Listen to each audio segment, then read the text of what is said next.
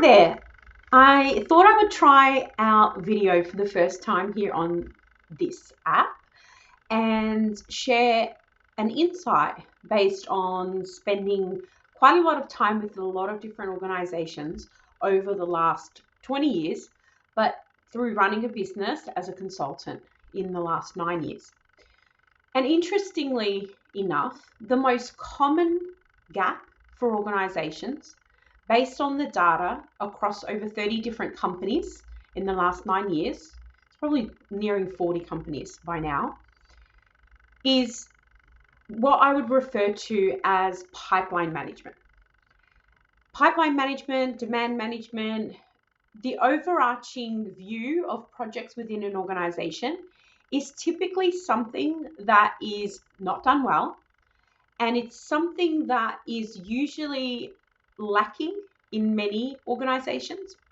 And there are a lot of different reasons for why that happens and why it's the number one challenge or issue of all things that clients raise around problems that they're facing.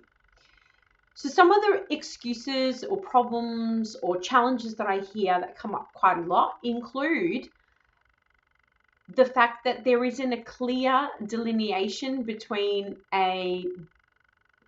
one function on one side and another function on another side. In larger organizations, when they've got split business and technology teams, there's usually challenges between the business requiring certain things and technology providing those.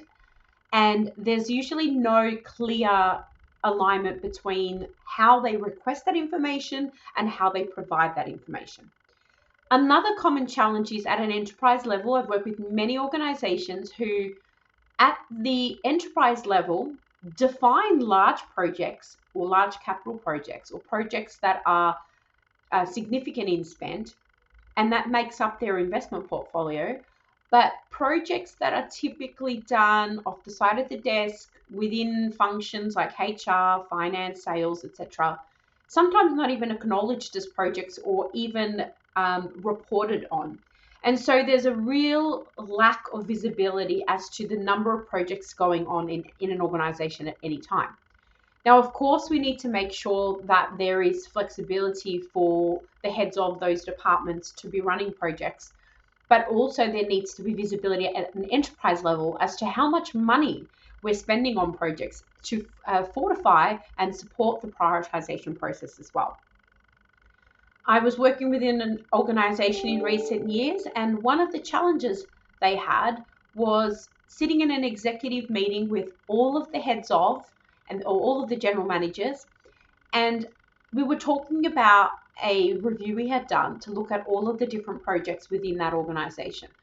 And one of the projects that came up, nobody in that room, along with the managing director, knew what that project was, where it came from, and who it was for. But for some reason, there had been spend on that project, spend within the hundreds of thousands. So it's clearly a gap here. Over a period of a few days after investigation, we identified the one general manager who wasn't present in the room had that project being run as effectively a pet project of theirs. So there's so many different challenges and so many opportunities when it comes to pipeline management, prioritization, demand management.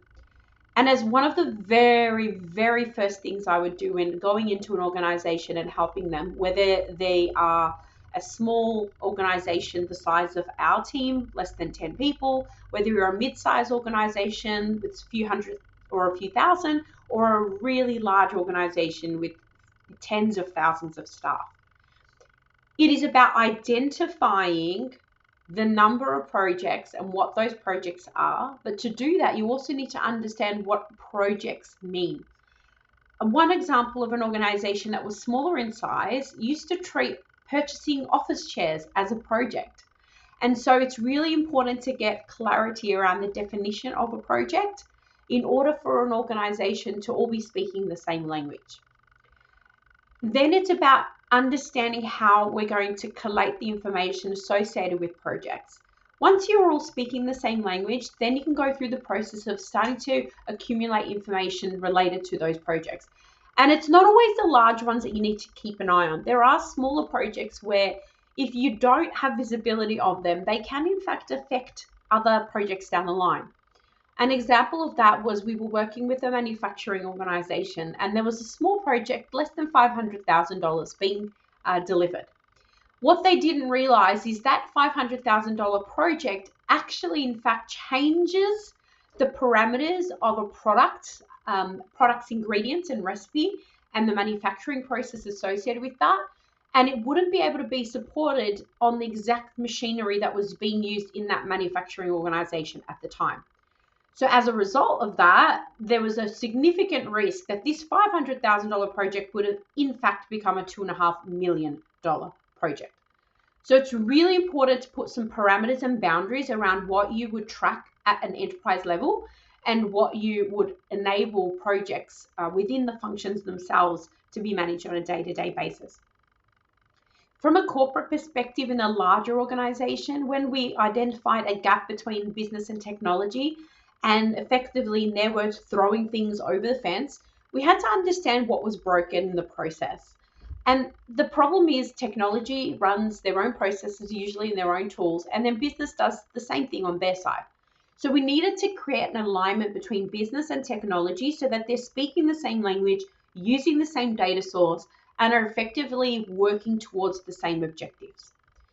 So I guess the point of this is if you are going through challenges in any organization and perhaps you're a new PMO lead or a head of or someone going into an organization and really wanting to get a handle on project management and make a difference, one of the first things to do is focus on identifying what is the lay of the land when it comes to projects, and understanding that everybody needs to be speaking the same language of project management within your organization, so you're all on the same page, and then assessing the processes that help functions, teams, and the organization overall to identify, assess, prioritize, and then track those projects as well.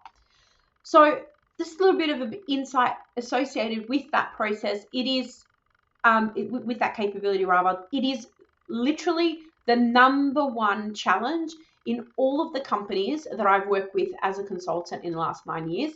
And so if there's anything you can put energy to fixing, focusing, or refining when you start in a new role or in your existing team today, it will be focusing on that pipeline, prioritization, demand, front door function. So there you have it. Hopefully that's been insightful. Let me know if you've got any questions.